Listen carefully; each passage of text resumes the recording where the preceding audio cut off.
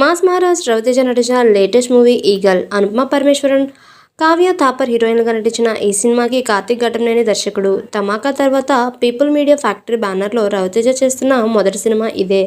దీంతో ఈగల్పై మంచి అంచనాలు ఉన్నాయి. ఫిబ్రవరి 9న ఈ సినిమా ప్రేక్షకుల ముందుకు వచ్చింది. టీజర్, ట్రైలర్ పాటలు పాజిటివ్ రెస్పాన్స్ని రాబట్టుకున్నాయి. మొదటి రోజు ఈ సినిమాకి డీసెంట్ టాక్ వచ్చింది. దీంతో ఓపెనింగ్స్ బాగానే నమోదయ్యాయి అని చెప్పాలి. ఒక్కసారి 4వ రోజు కలెక్షన్ని గమనిస్తే ఈగల్కి 22.5 కోట్ల థియేటికల్ బిజినెస్ జరిగింది.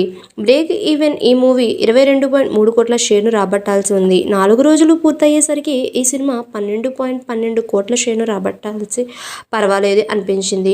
బ్రేక్ ఈవెన్కి ఇంకో 10.18 కోట్ల షేర్ను రాబట్టాలి. మరెన్నో లేటెస్ట్ అప్డేట్స్ కోసం మన ఛానల్ని సబ్స్క్రైబ్ చేసుకోండి.